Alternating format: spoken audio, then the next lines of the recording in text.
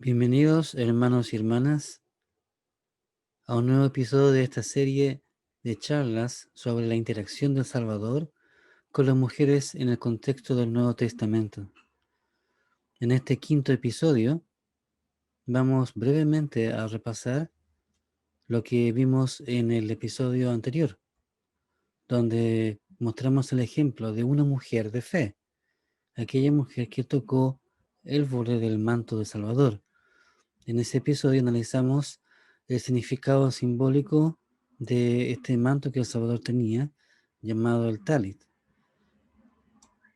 Y también, luego de explicar esta situación y su contexto, vimos las enseñanzas que podíamos obtener de esta experiencia y cómo el Salvador, en el punto 3, es un ejemplo perfecto de lo que debe ser un sacerdote del Señor, un verdadero defensor de la mujer, un ejemplo de la verdadera masculinidad, y que también muestra su sensibilidad por los sentimientos de la mujer, por sus emociones e incluso sus problemas de salud.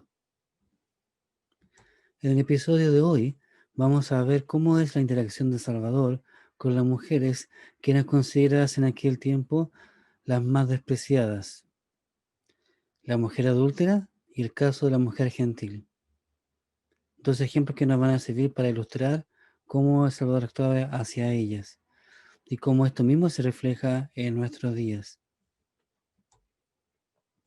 En el caso de la mujer adúltera, vamos a comenzar entonces con lo que nos escribe Juan en Juan capítulo 8.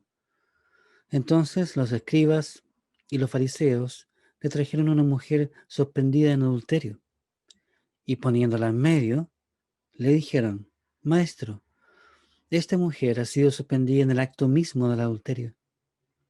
Y en la ley nos mandó Moisés apedrear a tales mujeres. Tú pues, ¿qué dices? Seguramente, hermanos y hermanas, este capítulo lo hemos leído en numerosas ocasiones, hemos visto representaciones en los medios de comunicación, se ha hablado de esto en discursos, pero hay detalles que tenemos que examinar para entender el contexto de este acontecimiento. Y para ello yo les quiero invitar a reflexionar en tres preguntas claves. Uno, ¿por qué la trajeron al templo y no a otro lugar? Dos, ¿por qué le pidieron a Jesús que emitiera un juicio, perdón, si él no era un rabino formado en sus escuelas judaicas? Y tres, ¿por qué no trajeron también al hombre en adulterio? Y estas preguntas son claves para entender el verdadero trasfondo de lo que estaba pasando en este aparente evento espontáneo. Primero que nada, en la pregunta uno, los líderes judíos la trajeron al templo porque sabían que ahí es donde estaba Jesús la mayoría del tiempo. Ahora se acostumbraba que los rabinos o maestros de la ley fueran al templo y enseñaran en el templo. Entonces no era algo poco común que pudiera encontrar a otro rabino más llamado Jesús. La pregunta está, la pregunta clave está en el punto 2. Si habían otros rabinos, Jesús no era el único rabino, no era el único intérprete de la ley que estaba presente allí y que iba al templo para enseñar. ¿Por qué fueron donde él y no donde otro? Ahora consideremos de que, a diferencia de los demás rabinos, Jesús no pasó por las escuelas que lo formaban. Él no fue educado específicamente para esta labor, no fue aprobado por una escuela rabínica para ser considerado un rabino. Sin embargo, debido al poder del Espíritu que estaba en él, debido a la autoridad del sacerdocio que moraba en él sin medida, la gente, para la gente, era considerado más que un rabino, era considerado un profeta.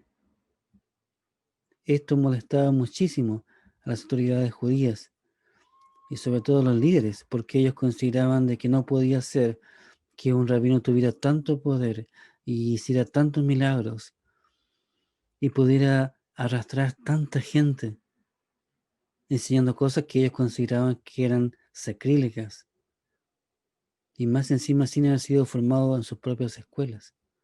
¿Cómo se atrevía este Jesús, siendo judío, a darse una autoridad que él no tenía?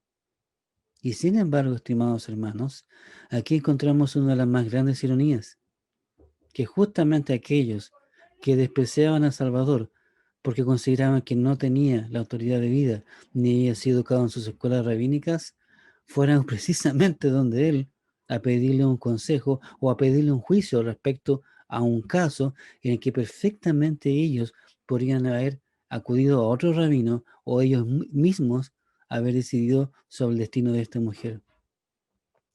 Esto nos muestra cuán artificial, cuán premeditado era este supuesto juicio que ellos esperaban que Jesús emitiera.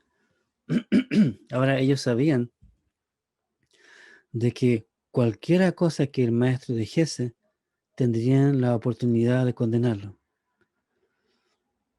Entonces, si Jesús decía sí, hay que apedrearla, los líderes judíos entonces tendrían por fin la evidencia que ellos tanto querían, de poder ir donde los romanos, las autoridades romanas, y decirles, ¿saben? Sabemos que existe un rabino judío que está diciendo que hay que ir en contra de la ley romana. ¿Por qué? Porque la ley romana prohibía cualquier juicio de pena de muerte emitida por autoridades judías. Nadie podía hacerlo, solamente los romanos tenían esa atribución. Recordemos que Israel no era libre. Israel era un vasallo más del famoso y poderoso imperio romano. Por lo tanto, hacer esto era contra la ley romana y sería una pena condenada a muerte. De esta manera, las autoridades judías podían librarse de Jesús, argumentando que él, si en caso que hubiera dicho sí, apedréela, estaría yendo en contra del Estado romano y por tanto sería merecedor de la pena de muerte y se habrían deshecho de este impostor en sus ojos. Si Jesús hubiera dicho no, no la apedreen, Jesús se habría puesto en contra de toda la gente que tanto lo seguía. Se habría puesto en contra de la ley judía. Entonces también habría sido una forma de destruir de destruir la imagen de Cristo de esa manera. El Salvador, sabiendo las intenciones malignas de estos líderes, simplemente se sienta en el suelo y empieza a escribir. Y luego entonces él da esta famosa frase en la cual dice, aquel que esté libre de pecado, que arroje la primera piedra. Y vemos como lentamente todos se van alejando y al final solamente quedan la mujer y Cristo. Jesucristo apeló a las conciencias, incluso de los inicuos, y todos, empezando desde los mayores hasta los más jóvenes, se retiraron. Pensemos en cuanto a este punto que lo que hicieron las autoridades judías fue totalmente ilegal. Analicemos entonces la esencia de la ley. La ley judía entonces, como está estipulada en Levíticos, capítulo 20, versículo 10, dice lo siguiente: si un hombre cometiera adulterio con la mujer de su prójimo, el adúltero y la adúltera indefectiblemente serán muertos. ¿Ya? Ahí está en rojo entonces que en este caso de adulterio, los dos serían culpables, los dos serían juzgados y los dos serían castigados según la ley mosaica, que en este caso era ser apedreados hasta morir. Pero además hay otro requisito que los líderes violaron, que está en Deuteronomio 17, 6 al 7. El 6 dice, por dicho de 2 o de 3 testigos, morirá el que hubiere de morir. No morirá por el dicho de un solo testigo. Entonces, esto es clave. En estos casos, entonces, bajo la ley de Moisés, si se encontrase a los adúlteros en esta condición, entonces, además de ser llevados a juicio ante las autoridades judías, tenían que además presentarse 2 o 3 testigos como mínimo. En el 7 dice, la mano de los testigos caerá primero sobre él y ella para matarlo, y después la mano de todo el pueblo. Así quitarás el mal de en medio de ti. Este fuerte castigo, esta pena capital por este pecado, entonces requería que hubieran 2 o 3 testigos. Y este era la parte complicada, porque nadie podría atreverse a ser testigo si no hubiera sido realmente quien presenció la comisión de este pecado, lo cual haría muy complicado llevar a cabo esta ley. ¿Qué hicieron los líderes judíos? Ellos traen a la mujer, pero no presentan testigos. O sea, no podría llevarse a cabo ese juicio en la forma legal que lo estipulaba la ley.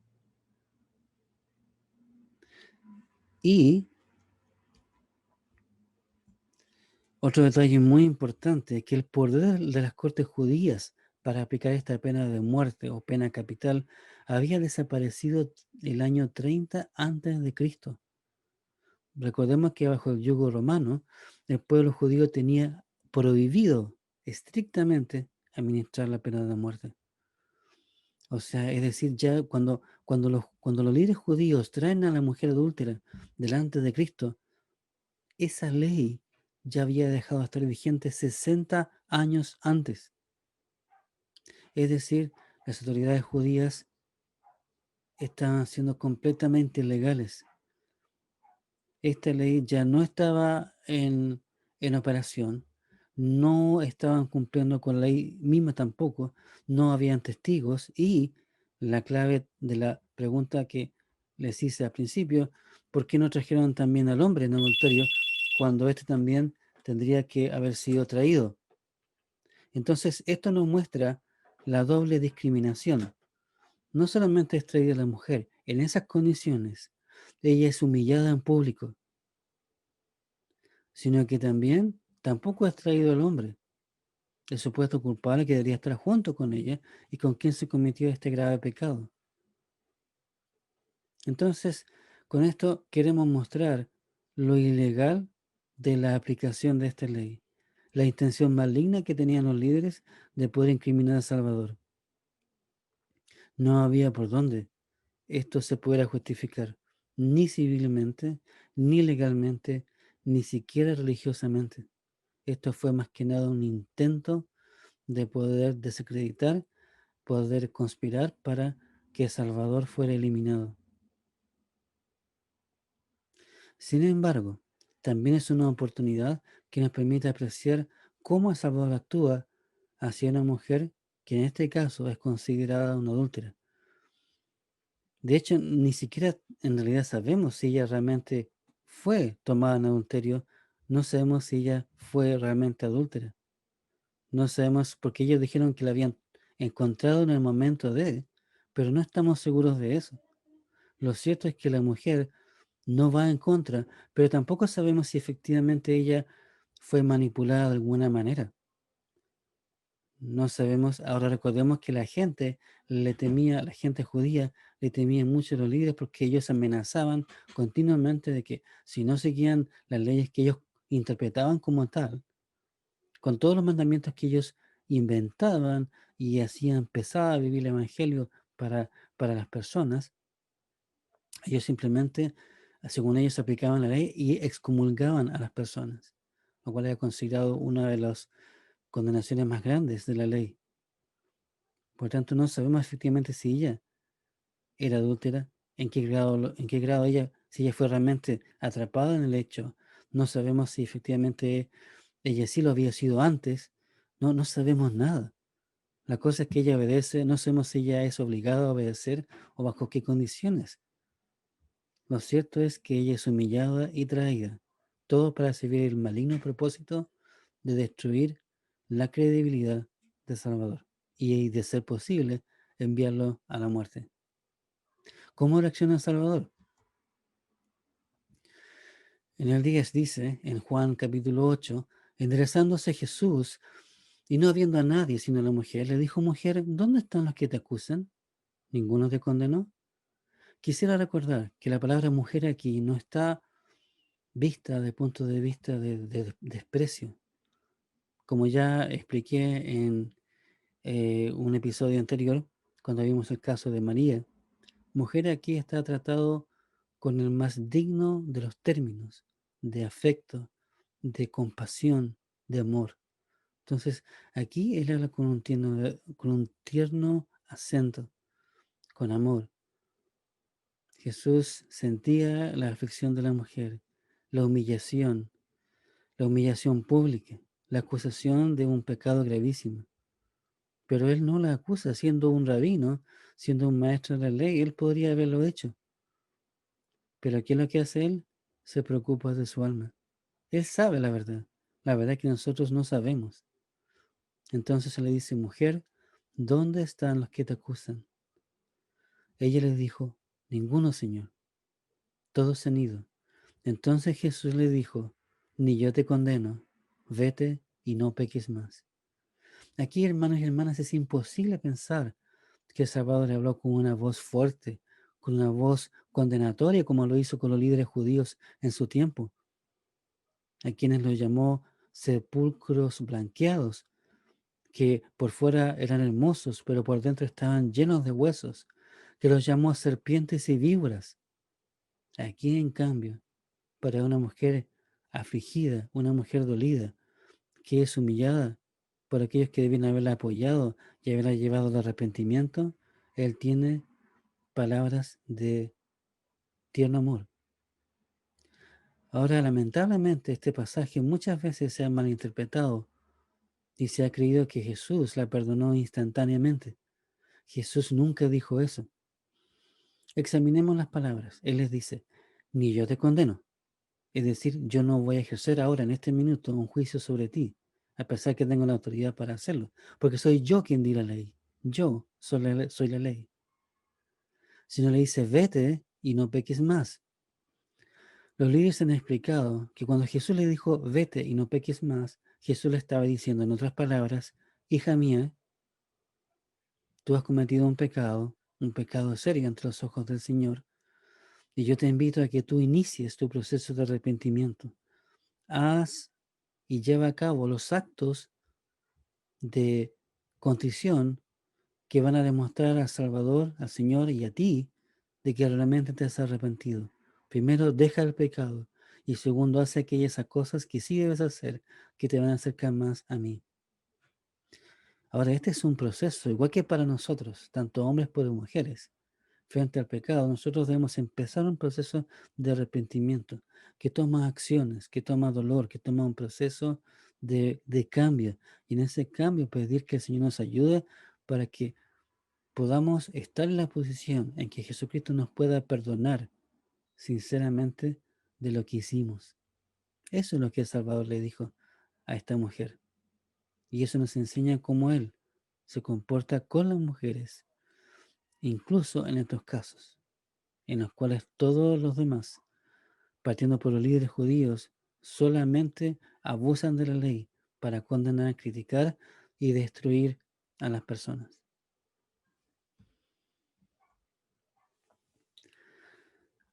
Ahora, en la versión de la Biblia, tenemos esta parte que yo acabo de leer. Pero cuán bendecidos somos, hermanos y hermanas, que en la versión inspirada de José Smith, el profeta, cuando hizo una revisión de la Biblia, se sintió inspirado a hacer correcciones y también a hacer adiciones. Y en este versículo, el Señor inspiró a José a añadir una parte que aquí falta, que no tenemos. Y esta parte es la que ahora voy a compartir con ustedes. En la TJS, o traducción de José Smith, o también llamada versión inspirada, el Señor agrega lo siguiente que está en azul. Y la mujer glorificó a Dios desde aquella hora y creyó en su nombre. Ahora, esta línea adicional nos dice mucho, nos revela mucho que de otra manera no podríamos saber, sino solamente especular. Entonces, al final de este incidente, cuando la mujer se retira, la mujer siente que este es más que un rabino, que este es más que un maestro, que él tiene algo que lo hace único, una autoridad, un poder, que Él es el Mesías, tan largamente esperado por el pueblo judío y por el mundo. Entonces, ¿qué es lo que hace ella? Ella siente un gozo, siente un amor que no encontró en ninguna parte, ni siquiera de aquellos que supuestamente eran los líderes del sacerdocio para haberla ayudado, ni siquiera de sus amigos y de sus cercanos, ni siquiera de la sociedad, en la cual virtualmente, mentalmente la apedreaban. En cambio, del Rey de Reyes y Señor de Señores, del Mesías, ella encuentra una palabra de amor, ella encuentra un consuelo. Uno puede imaginar que ella debe haber llorado de haber sentido que alguien la comprendía, que alguien le daba una mano de apoyo, que alguien la invitaba a comenzar un proceso de arrepentimiento y de cambio. Dice entonces, y la mujer glorificó a Dios desde aquella hora y creyó en su nombre.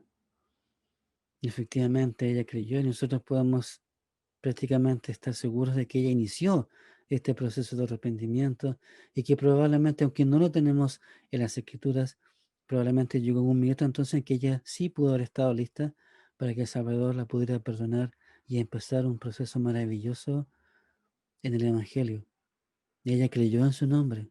Y no solamente eso, porque cuando dice que ella glorificó a Dios, no solamente lo glorificó en sus acciones, sino que esta mujer cambió y ella además fue un testimonio y testificó de la naturaleza de Jesús como el Mesías.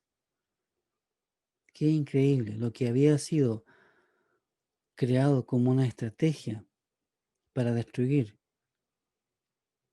a Jesucristo, terminó siendo un testimonio adicional de su naturaleza mesiánica.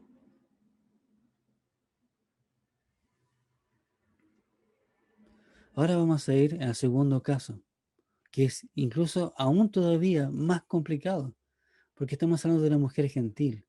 Ahora, por gentil debemos entender una mujer que no era judía. Y no solamente no era judía. Veámoslo primero. Esta mujer, cuyo nombre no se nos da, al igual que el de la mujer anterior, era sirofenicia de nacimiento. Sirofenicia entonces son naciones completamente paganas. Segundo, era de la región cananita. La religión cananita enseñaba todo tipo de adoraciones a diversos dioses, el cual contenía también actos inmorales de adoración. Entonces era todo lo opuesto y en contra del verdadero evangelio. Quisiera usar las palabras de una maestra de la Universidad de Brigham Young, Jane Widger. Esta profesora lo expresó de la siguiente forma y me encanta como ella lo dice. Y aquí tenemos otra mujer, otra hermana, hablando de este caso. Y ella lo dijo de esta manera que la encuentro muy potente. Así que voy a leer lo que ella dijo. En resumen, dijo ella, esta mujer era del sexo incorrecto, mujer, la ciudadanía incorrecta, pagana, y la religión incorrecta para hacer tal petición a Salvador. O sea, no tendría legalmente, no tendría técnicamente ninguna razón, ni siquiera para acercarse a un líder judío, a un rabino judío, y pedirle un favor, pedirle un milagro. Ella ni siquiera era judía. Ella creía y enseñaba y había sido educada en un contexto completamente contrario, que odiaba a todos los judíos y todo lo que tenía que ver con la ley judaica. Entonces, esta es una situación muy complicada. Por último, en el caso anterior, la mujer que fue llevada a juicio entonces era judía. Ella había sido criada judía, aun cuando ella no obedecía la ley aparentemente, pero era judía. En este caso, nada, ninguna conexión. Recordemos que en la nación judía no solamente vivían judíos, sino también habían inmigrantes y habían también combinaciones, como en este caso de esta mujer sirofenicia. Por lo tanto, no era normal que vivieran en la nación israelita, pero sí lo increíblemente anormal de la situación era que se acercara una pagana odiada y que a su vez que odiaba también a la nación judía para acercarse al Salvador, a un rabino judío.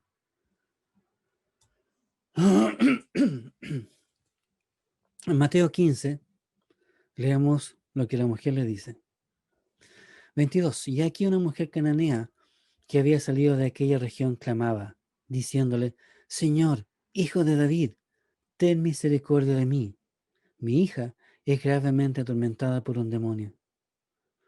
Ahora, estimados hermanos, yo he marcado en azul y en rojo dos puntos que considero que son importantes comprender para que veamos que esto no fue solamente una petición oral por solamente decirlo. Lo que la mujer hizo cuando le dijo y le adjudicó el título de hijo de David es más que un título de adoración.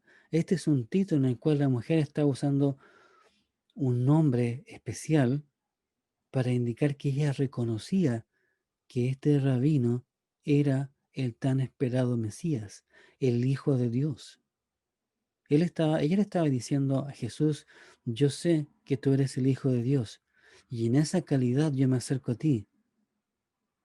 Por eso ella es capaz de acercarse a Él, y ella sabe que como Él es el Mesías, tan anheladamente esperado, llamado a hacer milagros como parte de las señales de su ministerio, ella se acerca y a pesar de que ella no pertenece a la nación judía, no es de la religión judía, ella le suplica por una ayuda. Y ni siquiera es una ayuda para ella, es una ayuda para su hija, a quien ella obviamente podemos inferir que ama enormemente y le pide que por favor la libere de un demonio. Ahora cuando decimos demonio debemos entender que en el contexto que estamos hablando bíblico, eh, demonio puede aplicarse tanto a una enfermedad como también a una condición espiritual. Em, pero ¿qué es lo que hace Jesús? En lo que parece una actitud completamente extraña, Jesús no le responde palabra. Los discípulos entonces se acercan y le dicen, por favor despídela, pues da voces contra nosotros. O sea, nosotros podemos imaginar que en este periodo en el cual eh, Jesús y sus apóstoles habían estado ministrando y predicando y enseñando, ellos estaban en un momento de descanso, en el cual sentarse, relajarse un rato, quizás comer algo. Pero se acercó esta mujer y la importunaba una y otra vez, una y otra vez, una y otra vez. ¿Ya? Pero curiosamente aquí el que no estaba molesto era Jesús. El que estaba molesto eran los apóstoles. Pero no los podemos culpar, porque ellos nuevamente estaban dentro de este contexto cultural judío con todas estas distorsiones de la ley, y ellos también no estaban ajenos a ella. Ellos pensaban, bueno, esta mujer no corresponde que se acerque al maestro, estamos en un horario en que queremos descansar, el maestro quiere descansar, querrá seguramente comer, y viene esta mujer y viene a importunar, y insiste, insiste, insiste, y cómo puede pedir un favor al Salvador si ella ni siquiera es de nuestra nación. Si el Salvador hubiese dicho en este minuto, despídala, si el Salvador hubiera dicho, mujer, tú no eres de mi nación, tú eres de una nación pagana, yo no te puedo dar nada, ni te daré nada, nadie podría haber culpado a Jesús y sus acciones habrían sido entendidas como muy correctas. Pero el Salvador no hace eso. ¿Qué es lo que hace de Jesús? Él, con mucho amor, aunque en ese momento tiene que haber parecido un poco fuerte, él le dice a la mujer, yo no soy enviado sino las ovejas perdidas de la casa de Israel. En el fondo Jesús le dice, mira, yo he sido enviado a esta tierra para enseñar el Evangelio que mi Padre me dio, pero solamente al pueblo judío primero, y luego yo voy a dar autoridad a los apóstoles para que ellos den a conocer y lleven todo este Evangelio a todas las naciones de la tierra, incluyendo tu nación. La mujer entendió muy bien lo que el Salvador le decía, y sin embargo, ella nuevamente vino. Ahora se postró, se arrodilló ante él, diciendo, Señor, socórreme, Señor, socórreme. por favor, ayúdame. Ahí que uno puede pensar qué habrá sentido Jesús, que era el ejemplo de líder, de compasión, que ya antes había sentido el dolor de esta otra María y lloró con ella, y ahora de esta mujer que es pagana. Entonces, la mujer él le dice, no está bien tomar el pan de los hijos y echarlo a los perrillos. Aquí hay que entender el contexto. Si uno no lo conoce el contexto, uno va a creer que aquí Jesús está siendo rudo y poco mal lo que él está diciendo. Él no está haciendo eso. Él está haciendo un ejemplo. Dice, no está bien tomar el pan de los hijos, es decir, el evangelio que se le entrega al pueblo judío en primer lugar y echarlo a los perrillos. Perrillos no tiene que entenderse como perros en un sentido despreciativo, sino que si pudiéramos traducir los mensajes de ahora, sería mascotas, ¿ya? ¿Ya? Entonces está diciendo, no podemos entregar el evangelio ahora y entregarlos a aquellos que no son del pueblo de Israel en un primer momento. Entonces, ¿qué es lo que hace ella? Ella con mucha viveza, con un deseo tan grande de abogar por su hija, ella toma lo que el Salvador le dice y le responda con mucha creatividad y le dice, en el 27, y ella le dijo, sí señor, es verdad, pero aún los perrillos comen de las migajas que caen de la mesa de sus amos. Qué hermoso. Ella nunca se sintió herida, dolida, atacada o humillada por el Salvador. Ella entendió lo que Jesús estaba diciendo. Entonces, ¿qué es lo que hace ella? Le responde, le dice, sí, Señor, es verdad. El pueblo de Israel son quienes primeros van a recibir el Evangelio y tú vas a estar con ellos en persona. Pero eso no quita, Señor, de que aún nosotros que somos los perrillos o que no somos de la casa de Israel, estaríamos felices de poder, aunque sea por ahora, tener unas migajas de este Evangelio y que tú puedas obrar un milagro por nosotros. Ella le ha respondido con tanta sutileza, con tanto deseo, con tanta fe, que el Salvador le hizo entender que la prueba ya había terminado. Entonces, respondiendo a Jesús, le dijo, oh mujer, grande es tu fe, hágase contigo como quieres. Y su hija fue sanada desde aquella hora. La respuesta de Salvador indica que la mujer entendió completamente lo que Jesús quería decir. Jesús jamás intentó humillar a la mujer. Lo que él hizo es, hacer una prueba de la fe para ver hasta dónde ella estaba dispuesto a abogar por su hija y que ella pudiera reconocer que el poder que ella despertó en Cristo estaba motivada por la fe en Él. Por eso Él le dice, grande es tu fe en mí como Mesías y Salvador de este mundo, aún siendo una pagana. O sea, uno puede imaginar la gente que estaba alrededor, los apóstoles para empezar, que tienen que verse maravillados los apóstoles y también tienen que verse maravillados las personas que estarían a su alrededor y si había algún líder judío, tiene que haber quedado muy indignado con la respuesta de Jesús, que Jesús aquí estaba reconociendo que una pagana estaba teniendo tanta fe o más fe que una mujer judía.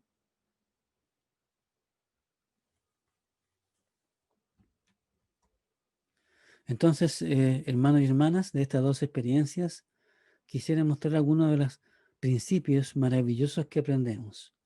Número uno, tanto los hombres como las mujeres deben cumplir con un arrepentimiento sincero y la gracia de Cristo y su perdón se aplican igualmente a ambos.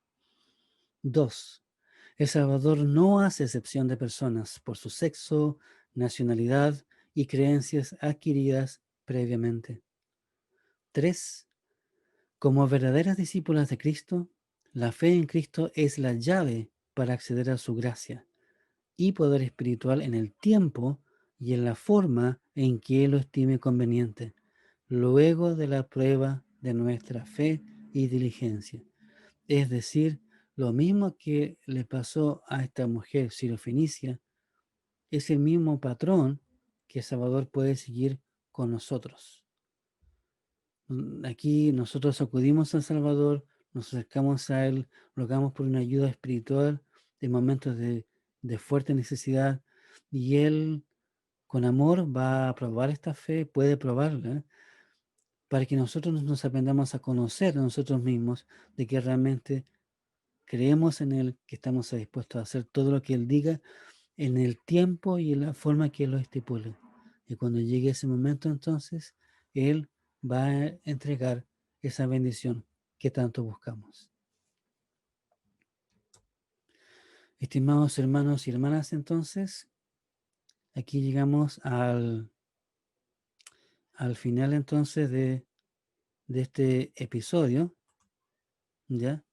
Y quiero decirles que ya este va a ser el penúltimo episodio, y en nuestra próxima sesión, la sesión 6, vamos a finalizar esta serie de charlas sobre la interacción de Jesucristo con las mujeres en su contexto cultural y religioso, y cómo esto se aplica entonces a hoy en día, y qué principios hemos aprendido de estas interacciones que El Salvador tuvo. Vamos a terminar entonces en el sexto y último episodio con el caso de una de las mujeres con las cuales El Salvador tuvo mayor interacción después de su propia madre María. Y me refiero a María Magdalena. Así que de ya, hermanos y hermanas, les dejo invitados entonces para esta sexta y última sesión. Luego de ella voy a comenzar con otros temas del Evangelio que me gustaría compartir con ustedes. Desde ya les agradezco su atención y nos vemos entonces en una próxima ocasión. Desde ya, hermanos y hermanas, muchas gracias.